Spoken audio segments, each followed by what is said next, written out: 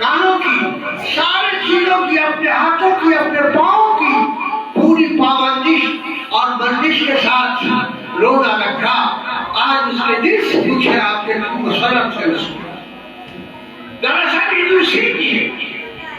اور اللہ کا منشا تو یہی ہے کہ ہم نے تم کو 30 روزے تم پر مقرر کیے ہیں. وہ کوئی تماشا نہیں ہے، تم کو متقی بنانا چاہتے ہیں. ہم تم کو یہ چاہتے ہیں کہ تم 30 دن کی اگر پوری بندش کے ساتھ روزہ رکھا تو اس کے اثرات تمہاری زندگی پر مرتب ہو. آنے والے سامان تک بھی تم اسی پابندی کے ساتھ زندگی گزارنے کی کوشش کرو جو روزے میں پابندی تھی. تو ہر کام کا انجام سمجھ میں آتا ہے.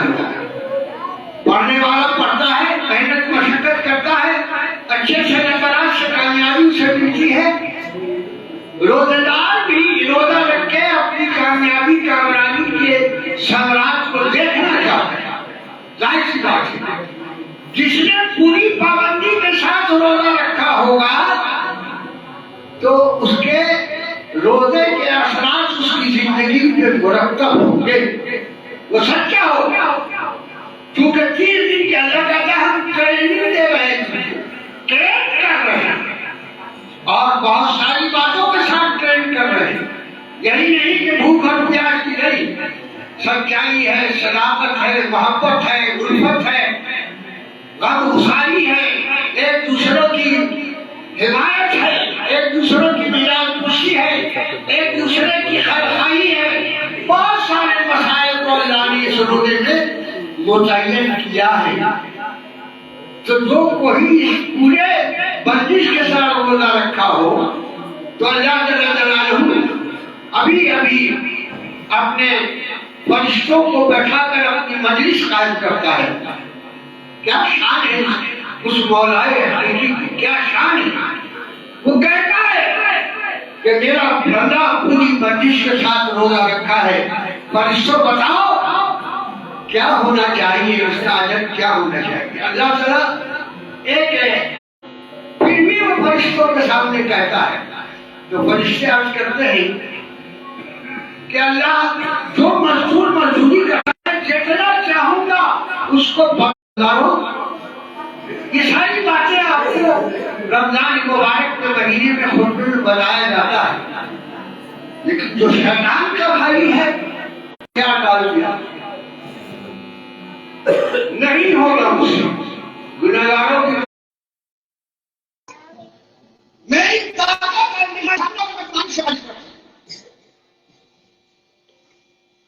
اللہ کے نبی صلی اللہ علیہ وسلم کے سامنے سارے لوگ آئے تو اللہ کے نبی صلی اللہ علیہ وسلم سجدے میں اپنے سر کو جھکا کے اللہ سے درخواست کریں گے تو اللہ جل جلالہ خوش ہوگا. اے میرے حبیب، تو نے جب سجدے میں سر جھکا دیا اور تو سفارش کی بات کرتا ہے تو میں تمہاری سفارش کو قبول کرتا ہوں. اپنے سر کو سجدے سے اتارو. ہم اس نبی کو جس نبی نے راہ چلتے دیکھا کہ کوئی مجبور نہیں، خراب نہیں ہے، جس نے دیکھا کہ کوئی مسلم میں پھنسا ہوا بندہ تو نہیں ہے جس کی مسجد کو میں آیا راہ چلتے دیکھا تو کہے تو ایک عورت جس کی پیٹ کمان کی طرح سے کی ہو گئی تھی، تھوڑا سا سادو سامان دے کر کھڑی. پیارے نبی صلی اللہ علیہ وسلم بابا ان کے پاس گئے اور پوچھا ماں تمہاری کیا ضرورت ہے، تم کیا چاہتی ہو. کہا بیٹا یہی تھوڑا سا سامان ہے، میری طاقت اور قوت نہیں ہے، میں چاہتی ہوں کہ اس سامان کو میری منزل تک کوئی پہنچا دے. پیارے نبی صلی اللہ علیہ وسلم نے بلا شرم و حیا کے اس کی گشتی کو اپنے سر مبارک پر رکھا اور چلے. غور کرو مسلمان، محبت الفت، انسانیت، شرافت کیا ہے، اخلاق کیا ہے. چلتے رہے وہ عورت پیچھے سے چلتی رہی اور کہنا شروع کیا، اے بیٹے تو بڑا بھولا بھالا نظر آتا ہے، لگتا ہے کہ تو بڑا اچھا لڑکا ہے. میری ایک نصیحت ہے تجھ سے کہ ہاشمی خاندان میں ایک محمد نام کا آدمی پیدا ہوا ہے جو ساری کائنات میں ایک اللہ کی عبادت کا حکم کرتا ہے اور ساری بتوں کی پوجا سے روکتا ہے. اس کے قریب پر جانا، وہ جادوگر ہے، اس پہ جادو ہے. اللہ محبت کا ٹھکانا، شرافت کا ٹھکانا. آپ کے چہرے پہ ملال نہیں تک آیا، آپ نے بھول کے نہیں دیکھا کہ یہ کیا ہے. منزل مقصود تک پہنچی تو کہا یہی میری منزل ہے، میں آئی ہوں اس لیے کہ اس محمد کے خلاف برخوا کروں جو ساری کائنات کے خدا کو غلط کہتا ہے. یہی رکھ دو بیٹا، میں میری منزل رکھ. آپ صلی اللہ علیہ وسلم نے اپنے سر مبارک سے اس کی گچھی کو اتارا اور پھر چلنے لگے. کہا بیٹا ساری باتیں تو ہو گئی لیکن تمہیں نہیں بتایا کہ تم آخر ہو کون. آپ کے دل کی ٹھہر پڑ گئی کہ میں اس کو شرمندہ نہ کروں کہ میں محمد ہوں، تاکہ اس کے دل کو ٹھیک ہو. لیکن پورے اصرار کرنے کے بعد پیارے نبی صلی اللہ علیہ وسلم نے اس کے اصرار پر کہا کہ میں ہی تو کہا تو ہی محمد ہے. تو کہا تو بڑا تو کلمہ تو مکہ واقعی سچا ثابت اور سچا نبی ہے اور تیرا کون سچا ہے. مسلمانوں آج ہم کوشش کرتے ہیں کہ ہم جو اپنی بھلائی کر رہے ہیں اور میری بھلائی کو کوئی سنے نہیں، اور اس بھلائی پر کوئی شک کرے. ضرورت مندوں کی ضرورت کو پوری کرنا پیارے نبی صلی اللہ علیہ وسلم کی ایک خاص عادت ہے. عید کا زمانہ ہے، عید کا دن ہے. اللہ کے نبی صلی اللہ علیہ وسلم چل رہے ہیں، دیکھا کہ ایک بچہ رو رہا ہے دکان کے سامنے کھڑا. اس کے آنکھوں سے آنسو آ رہے، اس کے آنکھوں سے آنسو آ رہے. بچے بنا رہے ہیں، کھا رہے ہیں، پی رہے ہیں، کھیل رہے ہیں، اچھے اچھے کپڑے پہنے ہوئے ہیں. پیارے نبی اس کے قریب سب تو کھیل رہا ہے، تم کیوں نہیں کھیلتے؟ سب تو کھیل رہا ہے، تم کیوں نہیں کھیلتے؟ کہا میرے پاس نہ عید کا کپڑا، نہ سوئیاں، نہ اور کچھ کھانے کی چیزیں. سارے بچے کھیل رہے ہیں اور میں نصیب اور بے سہارا، جس کا کوئی سہارا نہیں. اللہ کے نبی صلی اللہ علیہ وسلم نے اس کے ہاتھ کو پکڑا. چل، کہا ایسا نہیں کرنا چاہتا ہے، تو اس کی خدمت کر، اس کو پالو، اس کو کھلاؤ، اس کو پہناؤ. دوستوں، ایمان اور اسلام اور اللہ کی خدمت اور اس کی طاقت کا پانا کوئی آسان کام ہے. آج امتحان ایسا ہے، تجربے نے مجھ کو دیکھا کہ جن کے وارث نہیں ہیں وہ واقعی شریر ہوتے. اس لیے شریعت نے کہا کہ اگر اس لاوارث کے سر پہ کوئی شفقت اور محبت سے ہاتھ پھیرتا ہے تو اس کے ہاتھوں میں کتنے بار آتے ہیں، کتنے بار آتے ہیں، اس کا جو سباب اللہ نہیں دیتا ہے. آج ہمیں کہ ہم اسی لاوارث کو ستاتے ہیں، آج ہمیں اسی لاوارث کی بددعا لیتے ہیں. آج کا دن یہ ہے کہ ہم سب کو معاف کریں.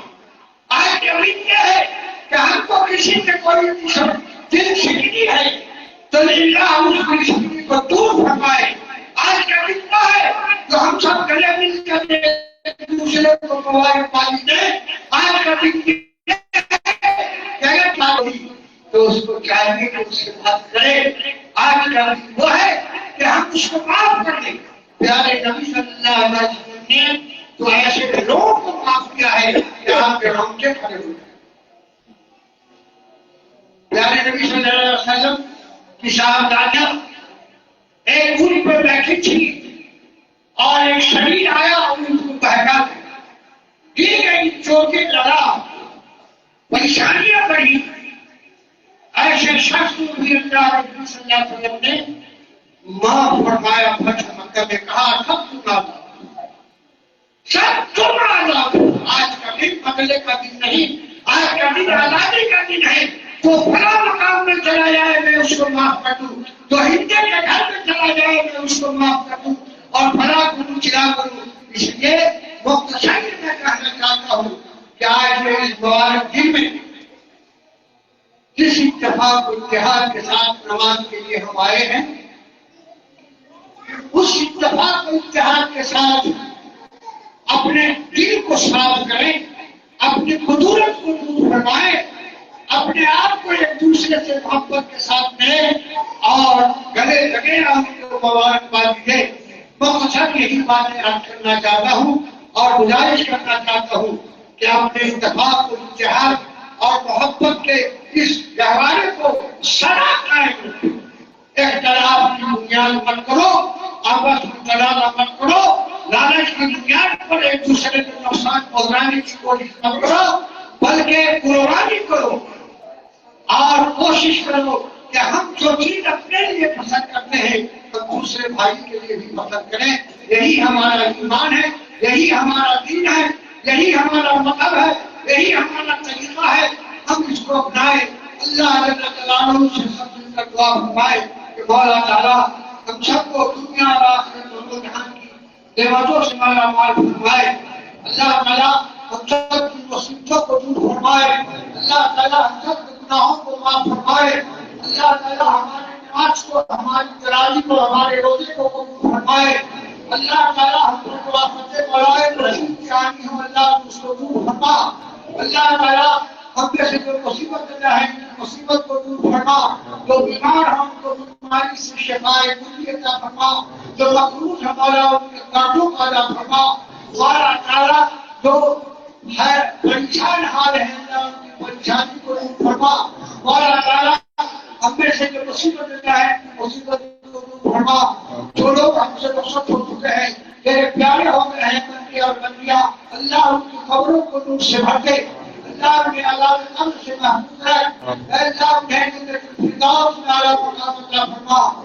مولا تعالیٰ ہم سب کے گناہوں کو معاف فرما. ہماری دنیا اور آخرت کو سنوار دے. ہم سب کو صالح اور نیک بنا. ہمیں سچا اور پکا ایماندار بنا. ربنا تقبل منا انك انت السميع العليم وتب علينا انك انت التواب الرحيم. سبحان ربك رب العزة عما يصفون وسلام على المرسلين والحمد لله.